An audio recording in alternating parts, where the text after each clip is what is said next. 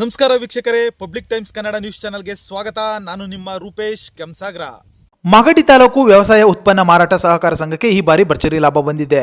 ಕಳೆದ ವರ್ಷ 27 ಲಕ್ಷ ರೂಪಾಯಿ ಲಾಭ ಗಳಿಸಿದ ಸಂಘ ಪ್ರಸಕ್ತ ಸಾಲಿನಲ್ಲಿ 54 ಲಕ್ಷ ರೂಪಾಯಿ ಲಾಭ ದಾಖಲಿಸಿದೆ. ಮುಂದಿನ ವರ್ಷ 1 ಕೋಟಿ ರೂಪಾಯಿ ಲಾಭದ ಗುರಿ ಹೊಂದಲಾಗಿದೆ ಎಂದು ಅಧ್ಯಕ್ಷ ವನ್ನಾಪುರ ಶಿವಪ್ರಸಾದ್ ತಿಳಿಸಿದ್ದಾರೆ. ಮಾಗಡಿ ಪಟ್ಟಣದ ಹೊಸಪೇಟೆ ಬೊಮ್ಮುಲ್ ಕಚೇರಿ ಸಭಾಂಗಣದಲ್ಲಿ ನಡೆದ ಟಿಎಪಿಸಿಎಂಎಸ್ ವಾರ್ಷಿಕ ಮಹಾಸಭೆಯನ್ನು ಉದ್ಘಾಟಿಸಿ ಮಾತನಾಡಿದ ಅಧ್ಯಕ್ಷ ವನ್ನಾಪುರ ಶಿವಪ್ರಸಾದ್, ಸಚಿವ ಎಚ್.ಸಿ. ಬಾಲಕೃಷ್ಣ ಹಾಗೂ ಬಿಡಿಸಿಸಿ ಬ್ಯಾಂಕ್ ಅಧ್ಯಕ್ಷ ಎಚ್.ಎನ್. ಅಶೋಕ್ ರವರ ಮಾರ್ಗದರ್ಶನದಲ್ಲಿ ಸಂಘ ಉತ್ತಮವಾಗಿ ಕಾರ್ಯನಿರ್ವಹಿಸುತ್ತಿದೆ ಎಂದು ಹೇಳಿದರು.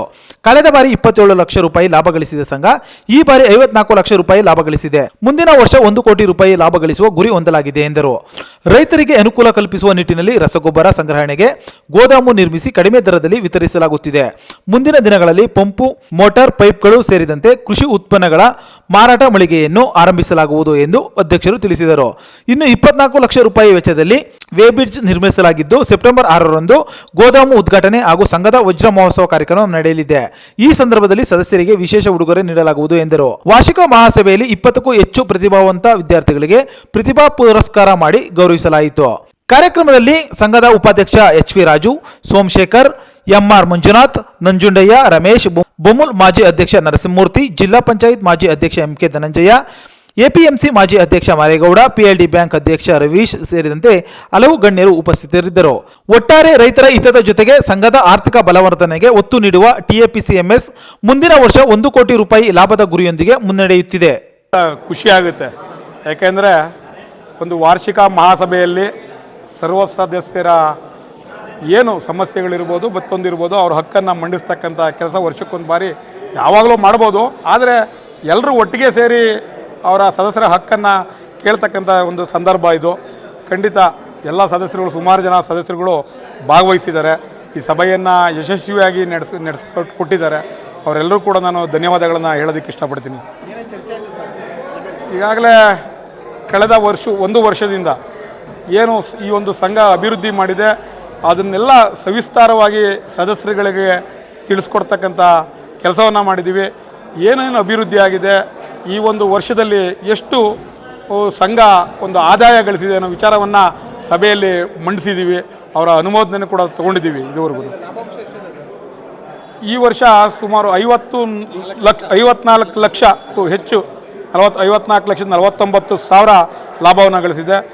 ಹಿಂದಿನ ಸಾಲಿಗೆ ಹೋಲಿಸಿದರೆ ದುಪ್ಪಟ್ಟು ಲಾಭವನ್ನು ಈ ಒಂದು ವರ್ಷದಲ್ಲಿ ಗಳಿಸಿರ್ತಕ್ಕಂಥದ್ದು ಟಿಎಪಿಸಿಎಂಎಸ್ನ ಒಂದು ಹೆಮ್ಮೆ ಅಂತ ನಾನಾದರೂ ಕೂಡ ಭಾವಿಸಿದ್ದೀನಿ. ಅದಕ್ಕೆಲ್ಲ ಕಾರಣಕರ್ತರು ನಮ್ಮ ಆಡಳಿತ ಮಂಡಳಿಯ ಎಲ್ಲ ಸದಸ್ಯರುಗಳು, ಹಾಗೆ ಸಿಬ್ಬಂದಿ ವರ್ಗದವರ ಶ್ರಮ ಅಂತ ನಾನಾದರೂ ಕೂಡ ಭಾವಿಸಿದ್ದೀನಿ. ಹಾಗೆ ನಮ್ಮ ನಾಯಕರಾದ ಬಾಲಣ್ಣವರು ಮತ್ತು ತಮ್ಮಾಜಣ್ಣವರು ಅವರ ಮಾರ್ಗದರ್ಶನ, ಸದಾ ಅವರ ಮಾರ್ಗದರ್ಶನದಲ್ಲಿ ಈ ಒಂದು ಸಂಸ್ಥೆ ನಡ್ಕೊಂಡು ಹೋಗ್ತದೆ. ಅವರ ಮಾರ್ಗದರ್ಶನದಂತೆ ನಮ್ಮ ಆಡಳಿತ ಮಂಡಳಿಯಲ್ಲಿ ಹಿರಿಯರಾಗಿರ್ತಕ್ಕಂಥ ಸೋಮಣ್ಣವ್ರ ಮಾರ್ಗದರ್ಶನದಲ್ಲಿ ನಾವು ಈ ಸಂಘವನ್ನು ಕಟ್ತಕ್ಕಂಥ ಕೆಲಸವನ್ನು ಪ್ರಾಮಾಣಿಕವಾಗಿ ಮಾಡ್ತಾಯಿದ್ದೀವಿ. ಕಳೆದ ಬಾರಿ ನಿಮಗೆಲ್ಲ ಗೊತ್ತಿರತಕ್ಕಂಥದ್ದು 73,500 ಬಾಡಿಗೆಯನ್ನು ಗೋದಾಮಿಗೆ ಬಾಡಿಗೆ ಕಟ್ತಾಯಿದ್ವಿ. ನಮ್ಮ ಸಂಘದಿಂದ ಬಾಡಿಗೆ ಪಡೆದಿದ್ವಿ. ಆದರೆ ಈ ಸರಿ ಒಂದು ಸುಸಜ್ಜಿತವಾದ ಒಂದು ಗೋದಾಮನ್ನು ನಾವೇ ನಮ್ಮ ಸ್ವಂತ ಜಾಗದಲ್ಲಿ ಕಟ್ಟಿಸಿದ್ದೀವಿ. ಹಾಗಾಗಿ ಆ ಒಂದು 73,500 ರೂಪಾಯಿಯನ್ನು ಉಳಿತಾಯ ಮಾಡ್ತಕ್ಕಂಥ ಕೆಲಸ ಈ ಸಂಘ ಮಾಡಿದೆ. ಈ ವರ್ಷ ಏನು ಈಗಾಗಲೇ ಎಲ್ಲದೂ ಕಂಪ್ಲೀಟ್ ಆಗಿದೆ. ಏನು ಕಳೆದ ಒಂದು ವರ್ಷದಲ್ಲಿ ನಾವು ಏನು ಪ್ರಾಜೆಕ್ಟ್ ಮಾಡಿದ್ವೋ ಅದೆಲ್ಲ ಕಂಪ್ಲೀಟ್ ಆಗಿದೆ. ಈಗ ಇದು 75 ವರ್ಷ ತುಂಬಿರ್ತಕ್ಕಂಥ ಸಂದರ್ಭ. ಆ 75 ವರ್ಷಗಳ ತುಂಬಿದ ಸಂದರ್ಭದಲ್ಲಿ ಎಲ್ಲ ನಮ್ಮ ನಾಯಕರು ಮತ್ತು ನಾಯಕರ ಬಾಲಣ್ಣ, ತಮ್ಮಾಜಣ್ಣವರ ಮಾರ್ಗದರ್ಶನದಂತೆ ಆಡಳಿತ ಮಂಡಳಿ ಏನೇನು ಯೋಜನೆ ಹಾಕ್ಕೊಂಡಿದ್ವಿ, ಏನೇನು ಸದಸ್ಯರುಗಳು ಸಲಹೆ ಕೊಟ್ಟಿದ್ರು ಅದ್ರ ಪ್ರಕಾರ ನಾವೆಲ್ಲರೂ ಕೂಡ ಪ್ರಾಮಾಣಿಕವಾಗಿ ನಡ್ಕೊಂಡು ಆ ಕೆಲಸವನ್ನು ಮಾಡಿದ್ದೀವಿ. ಖಂಡಿತ ಮುಂದೆ ನಾವು ಇನ್ನೂ ಏನು ಖಾಲಿ ಜಾಗ ಇರ್ತಕ್ಕಂಥ ಜಾಗವನ್ನು ಏನು ಸುಮಾರು 30,000 ಅಡಿಗಿಂತ ಹೆಚ್ಚು ಜಾಗ ಖಾಲಿ ಜಾಗ ಇದೆ. ಅದಕ್ಕೆ ಈಗ ಒಂದು ಹೋಟೆಲ್ ಉದ್ಯಮದವರು ಮಾಗಡಿಗೆ ಬಂದಿದ್ದಾರೆ. ಉಡುಪಿ ವೈಭವ ಅನ್ನೋ ಒಂದು ಹೋಟೆಲ್ ಉದ್ಯಮದವರು ಮಾಗಡಿಗೆ ಬಂದು ಖಾಲಿ ಜಾಗ ಕೊಡಿ, ನಾವು ಒಂದು ಒಳ್ಳೆಯ ಹೋಟೆಲನ್ನು ಕಟ್ಕೊಡ್ತೀವಿ ಅಂತ ನಾವು ನಮ್ಮ ನಾಯಕರು ಬಾಲಣ್ಣವರು ಮತ್ತು ತಮ್ಮಾಜಣ್ಣವರ ಒಂದು ಸಲಹೆ ಕೂಡ ಈಗ ಆಲ್ರೆಡಿ ಕೇಳಿದ್ದೀವಿ. ಅವರು ಕೂಡ ಮಾಗಡಿಲಿ ಒಂದು ಉತ್ತಮವಾದ ಹೋಟೆಲ್ ಇಲ್ಲ, ಖಂಡಿತ ಕೊಡ್ಬೋದು ನೀವು, ಯಾಕೆಂದರೆ ಉತ್ತಮವಾಗಿ ಕಟ್ಟೋಂಥ ಹೋಟೆಲಿಗೆ ಕೊಡಿ. ಸಣ್ಣ ಪುಟ್ಟ ಹೋಟೆಲ್ ಅನ್ನೋದಕ್ಕಿಂತ ಉತ್ತಮವಾಗಿ ಮಾಗಡಿ ಜನತೆಗೆ ಒಂದು ಉತ್ತಮವಾದ ಹೋಟೆಲ್ ಅವಶ್ಯಕತೆ ಇದೆ, ಕೊಡಿ ಅಂತ ಹೇಳಿದ್ದಾರೆ. ಅದೇನಾದರೂ ಮಾತುಕತೆ ಹಂತದಲ್ಲಿದೆ. ಅದೇನಾದರೂ ಕಂಪ್ಲೀಟ್ ಆದರೆ ಖಂಡಿತ ಸುಮಾರು ಸಂಘಕ್ಕೆ ತಿಂಗಳಿಗೆ 2.5 ಲಕ್ಷದಿಂದ 2,80,000ವರೆಗೂ ಖಾಲಿ ಜಾಗಕ್ಕೆ ಆದಾಯ ಬರ್ತಕ್ಕಂಥ ಕೆಲಸ ಆಗುತ್ತೆ. ಅದು ಒಂದು ಸಂಘದ ಹೆಮ್ಮೆ ಅಂತ ನಾನಾದರೂ ಕೂಡ ಭಾವಿಸಿದ್ದೀನಿ.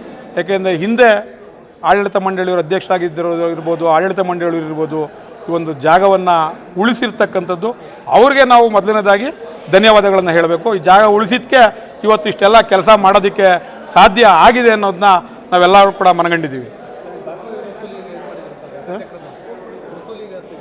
ಯಾವ ವಸೂಲಿ? ಸೀತಾರಾಮ್ ಅವರು ವಸೂಲಿ ನೀವು ಆಲ್ರೆಡಿ ಹೇಳಿದ್ದೀನಿ ನಾನು, ನ್ಯಾಯಾಲಯದ ಹಂತದಲ್ಲಿದೆ. ನ್ಯಾಯಾಲಯದ ಹಂತದಲ್ಲಿದ್ದಾಗ ಆದರೂ ಕೂಡ ನಾವು ಒಂದು ರಾಜಿ ಸಂಧಾನದ ಮೂಲಕ ಏನಾದರೂ ಮಾಡಿ, ಯಾಕೆಂದರೆ ಸೀತಾರಾಮ್ ಅವರು ಹೇಳಿ ಕಳಿಸಿದ್ರು ಅವರ ಸ್ನೇಹಿತರುಗಳ ಹತ್ರ, ಹೀಗೆ ಏನೋ ಒಂದು ಸಂಧಾನ ಮಾಡಿಕೊಂಡು ಏನೋ ಒಂದು ಬಗೆಹರಿಸ್ಕೊಳ್ಳೋಣ ಅಂತ. ಅದಕ್ಕೆಲ್ಲ ಕೂಡ ನಮ್ಮ ನಾಯಕ ತಮ್ಮಾಜಣ್ಣವ್ರನ್ನ ಕರೆಸಿ ಎಲ್ಲ ಮಾತುಕತೆ ಮಾಡಿದ್ವಿ. ಆದರೆ ಅವರು ಮಾತಿನಂತೆ ನಡ್ಕೊಳ್ಳದೇ ಇರತಕ್ಕಂಥದ್ದು ನಮ್ಮ ದುರ್ದೈವನೋ ಅವ್ರ ದುರ್ದೈವನೋ ಗೊತ್ತಿಲ್ಲ.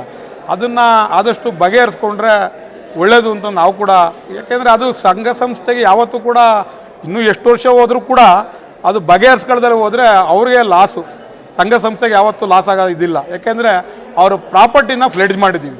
ಅವ್ರು ಕಟ್ತಲೇ ಹೋದರೆ ಇನ್ನು ಮುಂದಿನ ದಿನಗಳಲ್ಲಿ ನ್ಯಾಯಾಲಯ ಆದೇಶ ಮಾಡುತ್ತೆ, ಅವರು ಪ್ರಾಪರ್ಟಿನ ಅವರು ಕಳ್ಕೊಳ್ತಕ್ಕಂಥ ಕೆಲಸ ಆಗ್ತದೆ. ದಯಮಾಡಿ ಅದಕ್ಕೆ ಅವಕಾಶ ಮಾಡಿಕೊಡೋದು ಬೇಡ. ಅವರು ಈ ಸಂಸ್ಥೆಯಲ್ಲಿ ಕೆಲಸ ಮಾಡಿದ್ದಾರೆ, ದುರುಪಯೋಗ ಆಗಿದೆ. ಆ ದುರುಪಯೋಗ ಆಗಿರೋದನ್ನ ಪ್ರಾಮಾಣಿಕ ಏನು ನ್ಯಾಯಾಲಯ ಏನು ಇವತ್ತಿನ ಕಾನೂನು ಏನಿದೆ ಅದ್ರ ಪ್ರಕಾರ ಮಾಡುತ್ತೆ. ಅದ್ರ ಬದಲು ನೀವು ಏನು ಆಡಳಿತ ಮಂಡಳಿಯವರು ಮತ್ತು ತಮ್ಮಣ್ಣವರೆಲ್ಲ ಕೂತ್ಕೊಂಡು ನಮ್ಮ ಸಹಕಾರ ಕ್ಷೇತ್ರದಲ್ಲಿ ಕೆಲಸ ಮಾಡ್ತಾ ನರಸಿಂಹಮೂರ್ತಣ್ಣವ್ರು ಇದ್ದಾರೆ ಅಂತಾರೆ, ಹಿರಿಯರ ಒಂದು ಜೊತೆಯಲ್ಲಿ ಕೂತ್ಕೊಂಡು ಬಗೆಹರಿಸ್ಕೊಳ್ಬೇಕು ಅಂತ ನಾನು ಈ ಸಂದರ್ಭದಲ್ಲಿ ಅವ್ರನ್ನ ಮನವಿ ಮಾಡ್ತೀನಿ. ನನ್ನ ಮಧ್ಯಾಹ್ನದ ನಮಸ್ಕಾರಗಳನ್ನು ತಿಳಿಸುತ್ತಾ, ಈ TAPSMSನ ಸ್ಥಿತಿಯನ್ನು ಹಿಂದೆ ಆಗಿತ್ತು, ಈ ಆಡಳಿತ ಮಂಡಳಿ ಬಂದ ಮೇಲೆ ಯಾವ ರೀತಿ ಆಗಿದೆ ಅಂತಕ್ಕಂಥ ನೋಟವನ್ನು ನೀವೇ ಕೂಡ ಪತ್ರಕರ್ತರು ತಿಂಗಳಿಗೆ 15 ದಿವಸಕ್ಕೆ ನೋಡ್ತಾ ಇದ್ದೀರ. ಈ ಒಂದು ಆಡಳಿತ ಮಂಡಳಿ ಬಂದ ಮೇಲೆ ಭಾಳ ಶ್ರದ್ಧೆಯಿಂದ ತಮ್ಮ ಸಿಟ್ಟಿಂಗ್ ಫೀಸನ್ನು ಕೂಡ ತಗೊಂಡಿದೆ. ಭಾಳ ಪ್ರಾಮಾಣಿಕವಾಗಿ ಏನು ಈ ಸಂಘದಲ್ಲಿ ಇವತ್ತು 75,000 ರೂಪಾಯಿ ನಾವು ಬಾಡಿಗೆ ಕೊಡ್ತಾಯಿದ್ದೋ ಅದನ್ನು ನಿಲ್ಲಿಸೋದಕ್ಕೆ ಒಂದು ವ್ಯವಸ್ಥೆಯನ್ನು ಮಾಡ್ತು. ಮತ್ತು ನಮ್ಮಲ್ಲೇ ಒಂದು ಗೋಡನನ್ನು ಕಟ್ಟಿ ಸುಮಾರು 75,000 ರೂಪಾಯಿ ಬಾಡಿಗೆ ಬರೋಕ್ಕೆ ಮಾಡಿ, ಅದರಲ್ಲಿ ಉಳಿದಂಥ ಹಣದಿಂದ ನಾವೇನೋ 3 ಕೋಟಿ 10 ಲಕ್ಷ ಟೆಂಡರ್ ಆಗಿತ್ತು, ನಾವೇ ನಿಂತ್ಕೊಂಡು ಕಟ್ಟಡ ಮಾಡಿಸಿ ಆ ಕಟ್ಟಡದಲ್ಲಿ 75 ಲಕ್ಷ ರೂಪಾಯಿ ಹಣವನ್ನು ಉಳಿಸಿ ಮುಂದೆಗಡೆ ಕೂಡ ನಾವು ಒಂದು ಕಮರ್ಷಿಯಲ್ ಬಿಲ್ಡಿಂಗನ್ನು ಕಟ್ತಾ ಇದ್ದೀವಿ. ಆ ಬಿಲ್ಡಿಂಗ್ನಲ್ಲಿ ಕೆಳಗಡೆ 3 ರೈತರಿಗೆ ಬೇಕಾದಂಥ ಮಾರ್ತಕ್ಕಂಥ ಸಲಕರಣೆಗಳನ್ನು, ಪಂಪ್ ಇರ್ಬೋದು, ಮೋಟ್ರ್ ಇರ್ಬೋದು, ಮತ್ತೊಂದು ಪೈಪ್ ಇರ್ಬೋದು, ಆ ಒಂದು ವ್ಯವಸ್ಥೆಯನ್ನು ಮಾಡ್ತೀವಿ. ಮೇಲ್ಭಾಗದಲ್ಲಿ ಒಂದು ಪಾರ್ಟಿ ಹಾಲ್ ಅಂತ ಏನು ಮಾಡಿದ್ದೀವಿ, ಆ ಪಾರ್ಟಿ ಹಾಲ್ನಲ್ಲಿ ಅದನ್ನು ಕೂಡ ವ್ಯವಸ್ಥಿತವಾಗಿ ಮಾಡಿ ಬಡವರು ಬಗ್ಗರು ಮದುವೆ ಮಾಡ್ಕೊಳ್ಳೋ ಅಂಥ ಸ್ಟೇಜು ಕೂಡ ಬರಬೇಕು. ಆ ರೀತಿ ಈ ಒಂದು ಸಂಘದಲ್ಲಿ ಕಡಿಮೆ ಬೆಲೆಗೆ ಸಿಗಬೇಕು ಅಂತಕ್ಕಂಥ ಒಂದು ಕಾರ್ಯಕ್ರಮವನ್ನು ನಾವು ಮಾಡ್ಕೊಂಡಿದ್ದೀವಿ. ಆ ಕೆಲಸ ಮುಗಿದಿದೆ. ಈಗಾಗಲೇ ಏನು 6ನೇ ತಾರೀಕು ಡೇಟ್ ಕೊಟ್ಟಿದ್ದಾರೆ, ಅದು ಕನ್ಫರ್ಮ್ ಆದರೆ ಇವತ್ತು ನಾವೇನು ಸಿದ್ಧಗಂಗೆ ಸ್ವಾಮಿ ಇರ್ಬೋದು, ಆಮೇಲೆ ಆದಿಚುಂಚನಗಿರಿ ಸ್ವಾಮಿಗಳು ಕೂಡ ಕರ್ಕೊಂಬರ್ಬೇಕು ಅಂತ ಒಂದು ಇದು ಮಾಡಿದ್ದೀವಿ. ಈಗ ಮಿನಿಸ್ಟ್ರು ಡೇಟ್ ತೊಗೊತೀವಿ ಅಂತ ಹೇಳಿದ್ದಾರೆ. ಅದರಂತೆ ಇಲ್ಲಿ ಸುಮಾರು 10 ಶೀಘ್ರದಲ್ಲೇ ಕೂಡ ನಾವು ಓಪನ್ ಮಾಡಿ ಈ ಹಣವನ್ನು ಉಳಿಸಿ ಇಷ್ಟೊಂದು ಕೆಲಸವನ್ನು ಮಾಡೋದಕ್ಕೆ ನಮ್ಮ ಆಡಳಿತ ಮಂಡಳಿ ಸದಾ ಯಾವಾಗಲೂ ನಮ್ಮ ಜೊತೆ ಇದ್ದು ಸಹಕರಿಸ್ತಿದೆ. ಇದ್ರ ಜೊತೆಗೆ ಯಾಲೇ ನಮ್ಮ ಅಧ್ಯಕ್ಷರು ಎಲ್ಲವನ್ನು ತಿಳಿಸಿದ್ದಾರೆ. ಈಗಾಗಲೇ ಲಾಸ್ಟ್ ಟೈಮು 26 ಲಕ್ಷ ಇದ್ದಂಥ ಲಾಭ 57 ಲಕ್ಷಕ್ಕೆ ಹೋಗಿದೆ. ಇನ್ನು ಮುಂದಿನ ವರ್ಷದಲ್ಲಿ ಬಹುತೇಕವಾಗಿ 1 ಕೋಟಿಯನ್ನು ನಾವು ರೀಚ್ ಮಾಡ್ತೀವಿ. ಅದರಲ್ಲಿ ವಿಶೇಷ ಏನು ಅಂದರೆ ರೈತರಿಗೆ ಬೇಕಾದಂಥ ಗೊಬ್ಬರ ಕೂಡ ನಮ್ಮ ಹತ್ರ ಯಾವಾಗಲೂ ಸ್ಟಾಕ್ ಇದೆ. ಸುಮಾರು 2,500 3 ಸಾವಿರ ಮೂಟೆ ಈಗಲೂ ಕೂಡ ಸ್ಟಾಕ್ ಇದೆ. ಯಾವ ತಾಲೂಕಿನಲ್ಲಿ ಯಾವ ರೈತರಿಗೂ ಗೊಬ್ಬರಕ್ಕೆ ತೊಂದರೆ ಆಗಬಾರ್ದು. ಇದು ಯಾಕೆಂದರೆ ವ್ಯವಸಾಯ ಒಂದು ಸಹಕಾರ ಸಂಘ ಆದ್ದರಿಂದ ರೈತರಿಗೆ ಅನುಕೂಲ ಆಗಬೇಕು. ಆಮೇಲೆ ತುಮಕೂರು ಏನು ನಮ್ಮ ಮಂಡಿ ಇದರಲ್ಲಿ ಒಡಂಬಡಿಕೆ ಆಗಿ ಕ್ಯಾಂಪ್ಕೋ ಇದರಲ್ಲಿ ನಾವು ಇಲ್ಲಿ ಅಡಿಕೆ ಕೇಂದ್ರವನ್ನು ಕೂಡ ತೆರಿಬೇಕು ಅಂತ ಇದ್ದೀವಿ. ಅದಿನ್ನೂ ಒಡಂಬಡಿಕೆಗೆ ಹೋಗಿಲ್ಲ. ಅದಾದರೆ ಎಲ್ಲ ರೈತರು ವಾರದಲ್ಲಿ 1 ದಿವಸ ಇಲ್ಲೇ ಕೂಡ ಅಡಿಕೆ ಕೇಂದ್ರವನ್ನು ಕೂಡ ಇಲ್ಲೇ ಮಾಗಡಿನಲ್ಲಿ ಕೂಡ ಅವರು ಖರೀದಿ ಕೇಂದ್ರ. ನಮಗೂ ಅವ್ರಿಗೂ ಒಡಂಬಡಿಕೆ ಏನಾಗ್ತಾಯಿದೆ ಅಂದರೆ ನಮ್ಮ ಕಡೆಯಿಂದ ಒಬ್ಬ ಬಿಡೋದು, ಅವ್ರ ಕಡೆಯಿಂದ ಒಬ್ಬರು ಬಿಡೋದು, ಆ ಸ್ಟಾಕ್ ಮಾಡೋದು, ವೆರಿಫಿಕೇಷನ್ ಅವ್ರು ಮಾಡೋದು, ಅಡಿಕೆ ಚೆನ್ನಾಗಿದೆಯಾ ಇಲ್ವಾ ಅಂತ ಹೇಳ್ಬಿಟ್ಟು ವಾರದಲ್ಲಿ 1 ದಿವಸ ವ್ಯಾಪಾರ ಮಾಡೋದು. ಅದರಲ್ಲಿ ದುಡ್ಡನ್ನು ಅವತ್ತೇ ನಮ್ಮ ಅಕೌಂಟ್ಗೆ ಹಾಕ್ತಾರೆ ಅವರು, ನಾವು ರೈತರಿಗೆ ಕೊಡೋದು. ಅಂಥ ಒಂದು ಯೋಜನೆಯನ್ನು ಕೂಡ ನಾವು ಮಾತಾಡಿದ್ದೀವಿ, ಅದನ್ನು ಕೂಡ ಇದು ಮಾಡ್ತಾಯಿದ್ದೀವಿ. ಈಗಾಗಲೇ ನಮ್ಮ ಅಧ್ಯಕ್ಷರು ಹೇಳಿದ್ರು ಆ ಹೋಟ್ಲದ್ದು ಕೂಡ ಒಂದು ಮಾತುಕತೆ ಆಗಿಬಿಟ್ಟಿದೆ ಅಲ್ಲಿ. ಅದ್ರ ಜೊತೆಗೆ ಇನ್ನೂ ಅನೇಕ ಬಾಡಿಗೆದಾರರು ಬಂದಿದ್ದರು. ಆ ಬಾಡಿಗೆದಾರನನ್ನು ನಾವು ತಡೆ ಮಾಡ್ತಾಯಿದ್ದೀವಿ. ಯಾಕೆ ಅಂದರೆ ಬರೇ ಬಾಡಿಗೆ ಕೊಟ್ಟರೆ ಬಾಡಿಗೆ ಇದು ಮಾಡಿದ್ರೆ ಏನೂ ಆಗೋಲ್ಲ. ನಮ್ಮಲ್ಲೇ ಇವತ್ತು ಬೇರೆ ಬೇರೆ ಶೋರೂಮ್ ಇರ್ಬೋದು, ರೈತರಿಗೆ ಬೇಕಾದ್ದು ಟ್ಯಾಕ್ಟ್ರ್ ಶೋರೂಮು, ಅಂಥ ರೈತರಿಗೆ ಬೇಕಾದಂಥ ಸಲಕರಣೆಗಳಿಗೆ ಕೂಡ ನಾವು ಈ ಜಾಗನ ಕೊಡೋಣ ಅಂತ ಹೇಳ್ಬಿಟ್ಟು ರಾಗಿ ಖರೀದಿ ಕೇಂದ್ರವನ್ನು ಕೂಡ ನಾವು ಮಾಡಬೇಕು ಅಂತ ಇದ್ದೀವಿ. ಅಂದರೆ ಗೌರ್ಮೆಂಟಿಂದ ಮಾಡೋದಲ್ಲ, ನಮ್ಮಲ್ಲೇ ಒಂದು ಇದು ಮಾಡಿ. ಇವಾಗ ಮಾಗಡಿನಲ್ಲಿ ಸುಮಾರು ರಾಗಿ ಚೆನ್ನಾಗಿ ಶೆಟ್ರು ಯಾರೋ ತಗೊತಾರೆ, ಸುಮಾರು ಕ್ವಿಂಟಲ್ ಹೋಗುತ್ತೆ. ನಮ್ಮಲ್ಲೂ ಒಂದು ಅದನ್ನು ಪ್ರಾಮಾಣಿಕವಾಗಿ ಮಾಡಿದ್ರೆ ಆ ರಾಗಿ ರೈತರಿಗೆ ಭಾಳ ಅನುಕೂಲ ಆಗ್ತದೆ ಅಂತಕ್ಕಂಥ ಒಂದು ಯೋಜನೆಯನ್ನು ಇಟ್ಕೊಂಡು ಇಲ್ಲೇ ಕೂಡ ನಾವು ಇದು ಓಪನ್ ಆದಮೇಲೆ ಮಾಡಬೇಕು ಅಂತ ಒಂದು ಇದ್ದೀವಿ. ಅದ್ರ ಜೊತೆಗೆ ಇನ್ನೂ ಖಾಲಿ ಜಾಗ ಏನಿದೆ ರೈತರಿಗೆ ಉಪಯೋಗ ಆಗ್ತಕ್ಕಂಥ ಕೆಲಸಕ್ಕೆ ಉಪಯೋಗಿಸ್ತೀವಿ ಹೊರತು ಬೇರೆ ಕೆಲಸ ಅಂದರೆ ಇವಾಗ ಟ್ರ್ಯಾಕ್ಟ್ರ್ ಕೊಟ್ಟರು ರೈತರಿಗೆ ಉಪಯೋಗ, ಹೋಟೆಲಿಗೆ ಕೊಟ್ಟರೆ ಇಡೀ ಮಾಗಡಿನಲ್ಲಿ ಒಳ್ಳೆ ಹೋಟ್ಲಿಲ್ಲ, ಒಂದು ಜನಸಂದಣಿಯಾದಂಥ ಜಾಗ ಆಗ್ತದೆ. ರೈತರಿಗೆ ಬೇಕಾದಂಥ ಒಂದು ಅನುಕೂಲವನ್ನು ಇನ್ನು ಮುಂದೆ ಕೂಡ ನಮ್ಮ ಆಡಳಿತ ಮಂಡಳಿ ಜೊತೆ ಏನು ಒಂದು ವರ್ಷ ಇದೆ ಇನ್ನು ಈ ಒಂದು ಆಡಳಿತ ಅವಧಿ, ಆ ವರ್ಷದಲ್ಲಿ ಸಂಪೂರ್ಣವಾಗಿರ್ತಕ್ಕಂಥ ಈ 2 ಎಕರೆ ಜಾಗದಲ್ಲೂ ಕೂಡ ಕಟ್ಟಡವನ್ನು ಮಾಡೋದಕ್ಕೆ ನಮ್ಮ ಆಡಳಿತ ಮಂಡಳಿ ತಯಾರಾಗಿದೆ. ಅದನ್ನ ಖಂಡಿತವಾಗಲೂ ಕೂಡ ನಾವು ನೆರವೇರಿಸ್ತೀವಿ ಅಂತ ಹೇಳಿ ತಮ್ಮ ಮುಂದೆ ಹೇಳ್ತಾ ಇದ್ದೀವಿ.